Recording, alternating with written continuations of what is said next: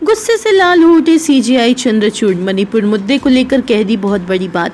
देश के मुख्य न्यायाधीश सीजेआई जस्टिस डीवाई चंद्रचूड़ की अध्यक्षता वाली 3 जजों की खंडपीठ 8 मई को किसी मामले की सुनवाई कर रही थी।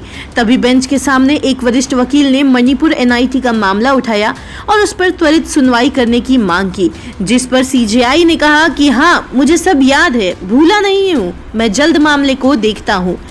दरअसल कुकी छात्र संगठन ने एक जनहित याचिका दायर की है, जिसमें राष्ट्रीय प्रौद्योगिकी संस्थान यानी एनआईटी मणिपुर के 38 आदिवासी विस्थापित छात्रों को देश के अन्य एनआईटी में स्थानांतरित करने की मांग की गई है। याचिकाकर्ता ने मुख्य न्यायाधीश जस्टिस डीवाई चंद्रचूड़, जस्टिस देबी पारदीवाला और जस्टिस मनोज मिश्रा की पीठ को बताया कि 38 राज्यों में से 17 शरणार्थी शिविरों में रह रहे, बाकी राज्य के बाहर रह रहे हैं।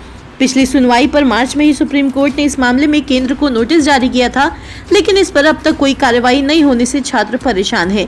छात्रों के वकील ने आज चीफ जस्टिस के सामने मुद्दे को उठाते हुए कहा कि अगर जल्द इन छात्रों को स्थानांतरित नहीं किया जाता है तो उनका 1 साल बर्बाद हो जाएगा। याचिकाकर्ताओं का मुख्य तर्क है कि मणिपुर में जातीय हिंसा के कारण उनकी शिक्षा और करियर दांव पर लग चुका है।